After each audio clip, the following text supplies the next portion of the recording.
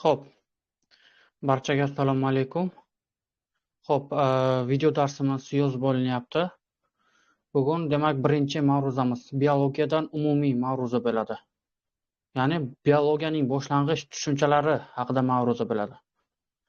Xo'p, demak chatimizda demak o'zim, ya'ni ma'ruzachi Azizjon Sharipov, demak ma'ruzani o'qiyman. Xo'p, chat so'ngida esa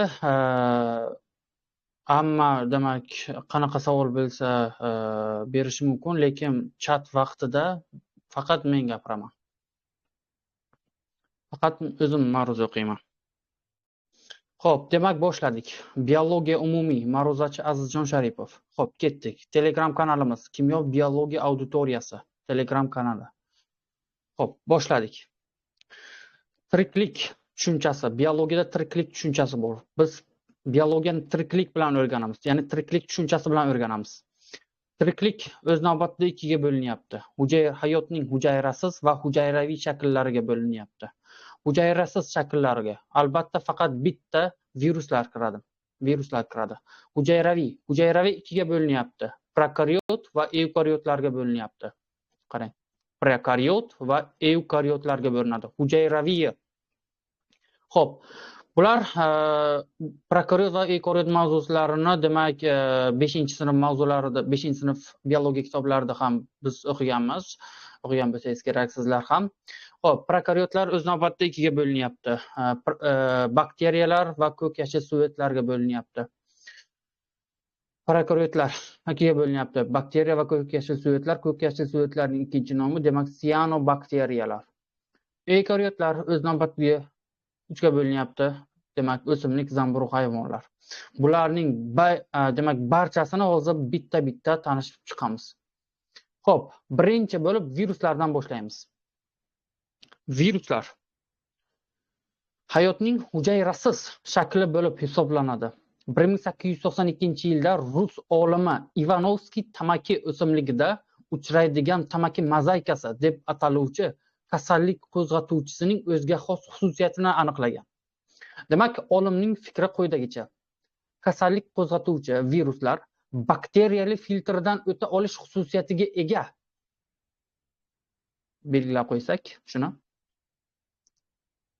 Demak, olimning fikri kasallik qo'zg'atuvchi viruslar bakteriyali filtrdan o'ta olish xususiyatiga ega. Natijada sog'lom tamaki o'simligi filtrdan o'tgan suyuqlik bilan zararlanishi mumkin. Xo'p. Oradan bir necha yil vaqt o'tgach, F. Leffler va P. Froshlar uy hayvonlarida uchraydigan oqsil kasalligini qo'zg'atuvchilari ham bakteriyali filtrdan o'tib ketar ekan degan fikrni bildirganlar. Oradan bir qancha vaqt o'tgan. E'tibor qiling, yaxshi demak sizga asosiy demak joylarini boshqa ranglar bilan belgilab ketganman. Shu joylarni demak bu testga tushgan joyi bor. Testga tushgan, masalan, olimning fikri qanday? Masalan, olimning fikri kasallik qo'zg'atuvchi viruslar bakteriyali filtrdan o'ta olish xususiyatiga ega. Xo'p, ketdik. 1912-yilda kanadalik bakteriolog D. Errol bakteriyafag virusini kashf etdi. Mana bu bakteriyafag virusi. Bakteriyafag virusi. Xo'p. Demak,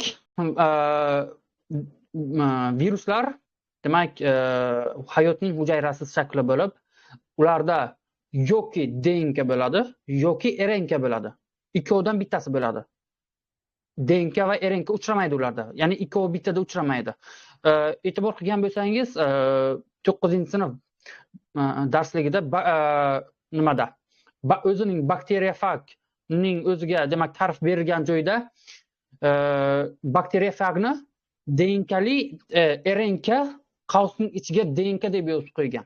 Agar kim e'tibor qilgan bo'lsa, demak shu joyga shunday deb yozib qo'ygan, o'sha joyda xato ketgan. Ko'pchilik o'quvchilar bunday deb o'ylaydi. Demak, bakteriyafag virusi ikkita xil demak nuklein kislotaladan tashkil topgan ekanlar. Ya'ni ham DNK va RNK RNK ham bo'lishi mumkin ekanda yoki DNK ham bo'lishi mumkin ekanda degan tushuncha paydo bo'ladi.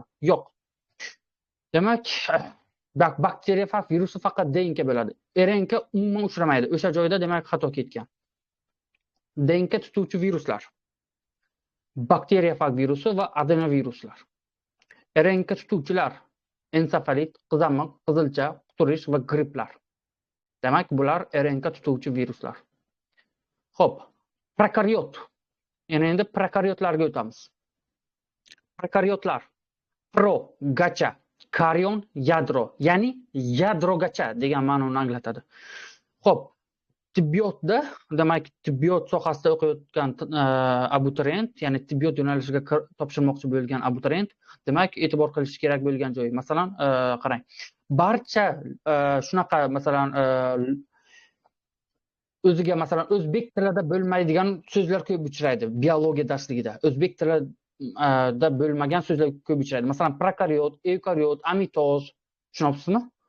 Shunaqa. Demak, so'zlar ko'p uchraydi. Bular barchasi lotin so'zidan olingan. Ya'ni tibbiyotning mohiyati lotincha. Boshqa til emas. Lotin tili. Xo'p, ya'ni prokariot bu lotin tilidan olingan. Pro degani gacha, karion bu yadro, yadrogacha. Bu demak yadrosi to'liq shakllanmagan, DNKsi halqasimon, hujayra markazi, qarang, hujayra markazi va mitotik ip bo'lmaydi. Mitotik ip bo'lmagan, amitoz yo'li bilan ko'payadigan organizmlar. Ularning xromosomalari eukariotlardan farqli ravishda gistonli oqsillar bilan kompleks hosil qilmaydi degan. Tushunyapsizmi? Gistonli oqsillar bilan demak kompleks hosil qilmaydi. 10-sinf darsligida, 10-sinf eski darsligida demak kitobning bir betida rasm berilgan, ya'ni prokariot bilan eukariotning xromosomasi rasmi berilgan. O'sha joyda demak gistonli oqsillarning rasmi ham berilgan. O'sha demak gistonli oqsillarda demak gistonli oqsillar, ya'ni 8 ta bo'ladi. Umumiy soni demak xromosomada 8 ta bo'ladi. Ya'ni eukariotlarda degani bu endi eukariotlarda demak gistonli oqsillar 8 ta bo'ladi. Demak bu yodlanishi kerak bo'lgan joy. Gistonli oqsillar 8 ta bo'ladi. Demak prokariotlarda uchramaydi. Xo'p, amitoz nima degani? Amitoz xromosoma hosil qilmasdan ko'payish usuli. Shuni bilib oling bo'ldi. Siz demak holi abituriyentsiz. Amitoz nimaligini shunchaki bilib oling, uni qanday jarayonini demak tibbiyotda, ya'ni tibbiyot OTMga demak o'zi o'rgatilinadi. Xo'p, amitoz xromosoma hosil qilmasdan ko'payish usuli. Bakteriyalar eng qadimgi organizmlar, ya'ni eng qadimgi organizmlar bu bakteriyalar hisoblanadi. Oddiy bo'linish bilan ko'payadigan organizmlar, oddiy bo'linish bilan ko'payadi. Xo'p, ba'zan avtotrof, ko'pincha heterotrof usulda oziqlanadi. Shakl jihatdan 3 guruhga bo'lamiz bakteriyalarni. Sharsimon kok, tayoqchasimon bacilla, buralgan vibrion va spirilla. Xo'p, demak 3 ga bo'ldik. Ketdi. Ba'zi bakteriyali kasalliklar emlash orqali bartaraf etilgan. Mana shu joy testga tushgan. Men bekorga demak kanalda dars vaqtida demak daftar va ruchka oling deb nima qilmadim, ogohlantirmadim. Agar bilmagan demak ma'lumotingiz bo'lsa, yozib olishingiz shart. Ba'zi bakteriyali kasalliklar emlash orqali bartaraf etilgan. Bo'ldi. Masalan, qarang, ichburuq, bog'ma va qoqshonlar. Bu kitobda bor. Yozib qo'ying buni. O'sha payt demak daftaringizga yozib oling hozir. Masalan, biologiya 9-sinf biologiyani o'qisangiz agar, o'sha shu joyga ko'zingga tushsa, demak o'sha joyni yaxshiroq o'qiy qo'yasiz endi. Tushuntira oldimmi? Demak ketdik. Avtotrof bakteriyalar bilan demak xemosintez mavzusida tanishamiz. 10-sinf biologiya eski yoki yangida ham bor. Demak, avtotrof bakteriyalar bilan batafsil endi bu batafsil xemosintez mavzusida tanishamiz. Xo'p, avtotroflar bo'linyapti. Demak, avtotroflarga kiradi azot bakteriyasi, oltin gugurt bakteriyasi, temir bakteriyasi, vodorod bakteriyasi, nitrifikator bakteriyasi. Ko'pchilik o'ylaydi, nitrifikator bakteriyasi ham avtotrofmi deb o'ylaydi. Ya'ni savol beradi, o'ziga yoki boshqalarga savol beradi. Ha, nitrofikator bakteriyalar avtotrof. Ko'pchilik abituriyentlar buni heterotrofga kiritishadi. Yo'q, bu heterotrof emas, avtotrof. Xo'p. Yana testga tushgan savol. Agrobakterium bu bakteriya, ya'ni heterotrof oziqlanadi. Tushuntira oldimmi? Heterotrof oziqlanadi. Savolga, demak, to'g'ri jumlani aniqlang deb keladi. Agrobakterium avtotrof deb keladi ko'pchilik nimalarda, jumlalarda. Yo'q, agrobakterium heterotrof hisoblanadi. Buni esingizdan chiqarmang. Shuni belgilab qo'yaylik. Belgilab qo'ydik. Xo'p, ma'ruza yozib olinyapti. Xo'p, hozir demak kuzatmayotganlar, ya'ni demak ma'ruzada qatnashmayotganlar, demak videoni yozib olingan variantida demak ko'rishlari mumkin bo'ladi. Xo'p, bakteriya organizmida zaxira sifatida polifosfatlar to'planadi. Xo'p, shuni belgilab qo'yaylik. Polifosfatlar to'planadi. Xo'p, ko'k yashil suvetlar. Ko'k yashil suvetlarga keldik. O'simliklar orasida eng qadimgilari. Demak, bular ko'k yashil suvetlar hisoblanadi. O'simliklar orasida eng qadimgilari ko'k yashil suvetlar. Bir hujayrali va ko'p hujayrali koloniya bo'lib yashaydi. Demak, qanday uchraydi? Bir hujayrali uchraydi va ko'p hujayrali bo'la turib koloniya hosil qilib uchraydi. Tushuntira oldimmi? Ko'p hujayrali bitta bunaqa uchramaydi. Ko'p hujayrali uchradim, demak ular koloniya bo'lib yashaydi. Tushuntira oldimmi? Demak, xo'p, ko'p hujayrali vakillari to'g'ri yoki bukilgan, hatto spiralsimon shakllari mavjud. Pigmentlardan kotsian, ko'k va xlorofil, yashil pigmentlari uchraydi. Hujayra po'sti, demak, pektin. Hujayra po'stin pektin. Bakteriyalarniki esa murain edi, esingizda bo'lsa. Xo'p, bakteriyalarniki murain. Hujayrasida fotosintez mahsuli sifatida oksil donachalar zaxiralanadi. Shuni belgilab qo'yishingiz kerak. Agar yoningizda demak chornavek bo'lsa, ya'ni demak daftar bo'lsa, shuni yozib olishingiz kerak. Ko'k yashil suvetlarda demak oksil donachalar zaxiralanadi degan joyi bor. Shuni men demak belgilab qo'yay. Demak, pektin hujayrasida fotosintez mahsuli sifatida ko'k yashil suvetlarda demak oksil zonachalari zaxiralanadi. Ko'pchiligi oddiy ikkiga bo'linish, faqatgina ipsimon shakllari iplarning qismlarga ajralishi, ya'ni gormogonilar orqali ko'payadi. Faqat ipsimon shakllarga xos. Xo'p, ko'k yashil suvetlar demak bo'linyapti. Qanday holatda uchraydi? Demak, xurokok bir hujayrali, oscillatoria ipsimon, nostok koloniya bo'lib uchraydi. Xo'p, ularning sitoplazmasi rangsiz qismi. Demak, sentroplazma. Demak, rangsiz qismi sentroplazma, uni o'rab turgan ranglisi xromotoplazma.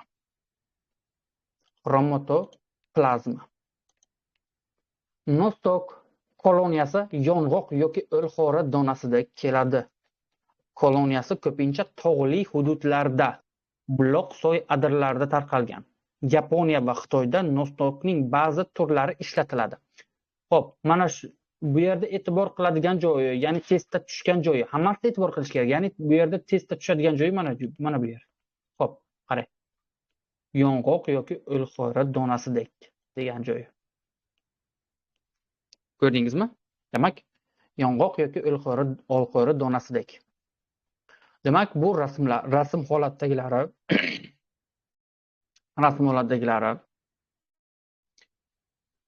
Xo'p, nostok va oscillatoria. O'simliklar. O'simliklar dunyosi ikkiga bo'linadi. O'z navbatida ikkiga bo'linadi. Tuban o'simliklar va yuksaklarga bo'linadi. Tuban o'simliklarga faqatgina bitta bo'lim kiradi. Bu ham bo'lsa suvetlar bo'limi. Yuksak o'simliklar ikkiga bo'linyapti. sporali o'simliklar va urug'li o'simliklarga bo'linyapti. Sporalilar, demak, bo'linyapti. Yo'sin, qirqquloq, qirqbog'imga, urug'li o'simliklar, ochiq urug'li va yopiq urug'lilarga bo'linyapti. Testda shunaqa savol keladi. Yuksak o'simliklar nechta bo'limga bo'linadi degan savol keladi. Demak, yuksak o'simliklar nechta bo'limdan iborat degan savol keladi. Masalan, be'e'tibor abituriyent deylik shuni. Be'e'tibor abituriyent shuni 2 deb oladi. Ya'ni savolda, demak, javoblarda 2 ham bor, 5 ham bor, 4 ham bor, 3 ham bor. Lekin e'tibor qilmagan abituriyent 2 sonini oladi. Ya'ni 2 degan javobni oladi. Yo'q. Yuksak o'simliklar o'z navbatida ikkita sporali o'simliklar. Bu endi sistematika emas. Urug'li o'simliklarga bo'linyapti. Shular bo'linyapti bo'limlarga.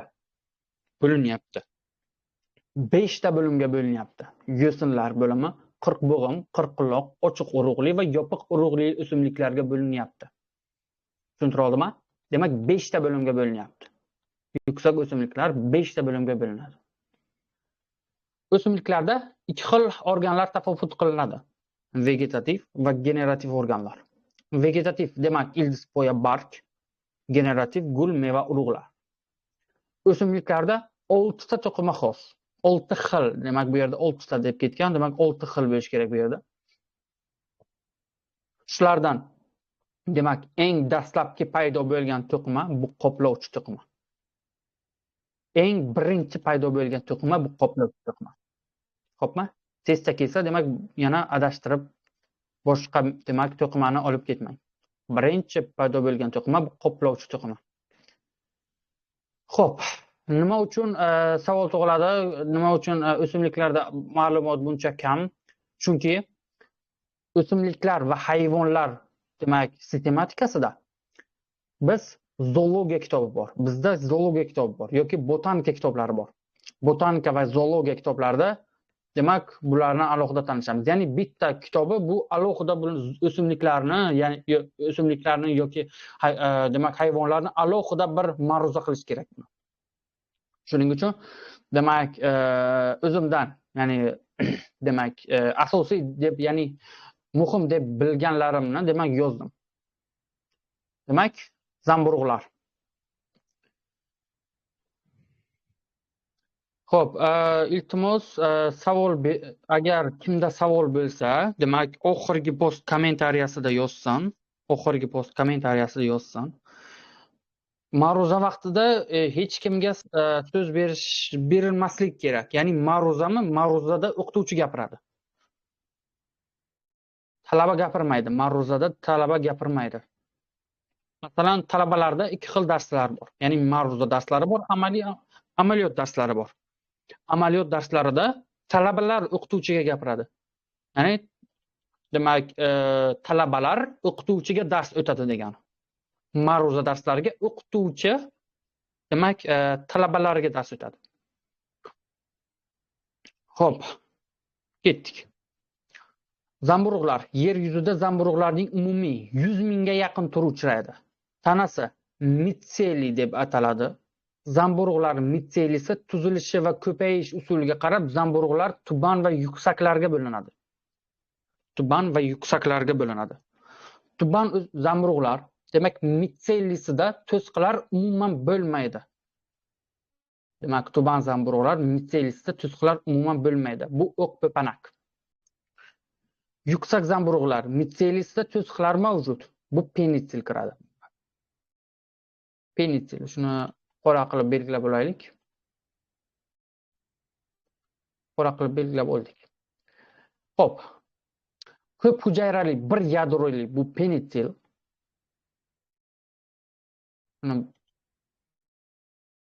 Rasmdan bu.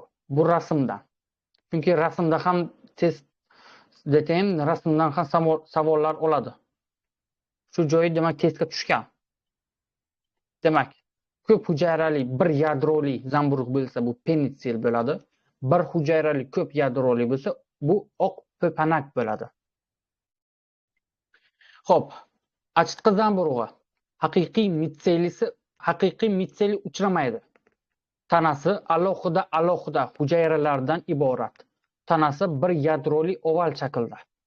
Achitqi zamburug'ining faoliyati tufayli shakar, spirt va karbonat angidridgacha parchalanadi. Achitqi zamburug'i uchraydigan joyi yog'och qipig'i va parafin. Ko'ryapsizmi? Yog'och qipig'i va parafinda uchraydi. Xo'p, mikoriza. Mikoriza degan tushuncha bor. Mikoriza bu yuksak o'simliklar bilan zamburug'larning simbioz hayoti. Mikoriza ikki xil bo'ladi. Ektotrof va endotrof bo'ladi. Ya'ni tashqi va ichki bo'ladi. Tashqisi demak ektotrof, ichkisi endotrof. Tashqisi demak tashqi, ya'ni mikoriza qayin, eman, nina barglilarda uchrasa, ichkisi o't o'simliklarda uchraydi. Lishayniklar. Zamburug'lar bilan va bir hujayrali suvetlar simbiozi. Yer yuzida umumiy 26 mingga yaqin turi ma'lum. Lishayniklar ikki xil: vegetativ va spora orqali ko'payadigan avtotrof usulda oziqlanuvchi eukariot organizmlardir. Avtotrof usulda oziqlanadi. Belgilab qo'yaylik. Testga tushgan joyi. Lishayniklar avtotrof usulida oziqlanadi. Heterotrof emas, yoki parazit yoki saprofit bunaqalar emas, aynan avtotrof usulida oziqlanadi degan joyi bor. Xo'p, tashqi ko'rinishi jihatdan lishayniklar 3 ga bo'linadi. Yopishqoq, bargsimon, butasimon. Yopishqoqqa kiradi demak Baccidia, bargsimonga Parmelia, butasimonga Cladonia. Soqolli bor. Soqollik usneya deymiz. Bu hech qanaqa demak rasmdan soqolli usnada deymiz. Bu hech qanaqa 4-xil demak shakli emas. Bu aslida soqolli usneya Cladonia turkumiga mansub. Hech qanday lishayniklarning 4-turi emas. Birinchi bor demak o'qiyotgan abituriyent buni demak bilmasligi mumkin. Xo'p, shimol bug'ulari uchun ozuqa. Bu Cladonia turkumi. Iste'mol qilinadigan lishaynik bu manna. Mana bu rasmi. Qarang. Yopishqoqqa Baccidia kiryapti, butasimonga Cladonia, soqolliga usneya, bargsimonga Parmelia. Hayvonlar. Ikkita katta guruhga bo'lib o'rganamiz ularni. Bular bir hujayralilar va ko'p hujayralilarga. Hayvonlarni o'rganuvchi fan bu zoologiya. Eng qadimgi fan hisoblanadi. Eng qadimgi fan bu zoologiya. Qaytarib aytaman. Eng qadimgi fan bu zoologiya hisoblanadi. Eng katta hayvon bu kit. Xo'p, zoologiyada demak tushunchalar bor, ya'ni demak hayvonlarning nomlari ikkinchi nom bor. Bularni demak farqlab olishimiz kerak bo'ladi. Ya'ni taroqli. Qarang, taroqli bilan taroqcha. Bir-biriga o'xshash tushunchalar. Ya'ni o'xshash so'zlar paytda o'xshaydi. Taroqli bu timsoh. Taroqli bu timsoh. Taroqcha bu ikki pallali. Ko'ryapsizmi? Taroqli bu timsoh, taroqcha bu ikki pallali. 2016-yilda O'zbekiston Respublikasi Qizil kitobiga hayvonlarning 206 turi kiritilgan. Ya'ni noyob va soni kamayib ketgan hayvonlarning 206 turi kiritilgan. Xo'p, hayvonlarda 4 xil to'qima xos. Shulardan epiteliy to'qimasi organizmga hazm shirasi ishlab chiqaradi. Epiteliy to'qimasi organizmga demak hazm shirasi ishlab chiqaradi. Sistematika demak hayvonlarning sistematikasi. Tur, urug', oila, turkum, sinf, tip, dunyo. Hayvonlar umurtqasining rivojlanishiga qarab 2 ga bo'lib o'rganamiz. Demak, bular umurtqalilar va umurtqasizlarga bo'linadi.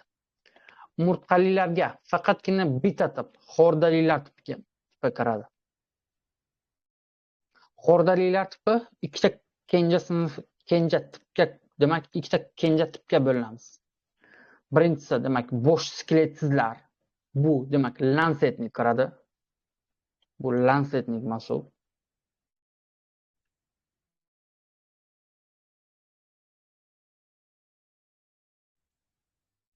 Va bo'sh skeletlilar. Qolganlari barchasi demak bo'sh skeletlilarga kiradi. Ko'ryapsizmi? Xo'p, umumiy ma'ruza darsimiz shu. Kimda qanaqa savol bo'lsa, demak, post tagida demak yozib qo'ysangiz bo'ladi. Barchaga demak rahmat. Demak, darsda qatnashgan uchun. Xo'p, ma'ruzachi Azizjon Sharipov, Buxoro davlat tibbiyot instituti davolash fakulteti talabasi. Xo'p,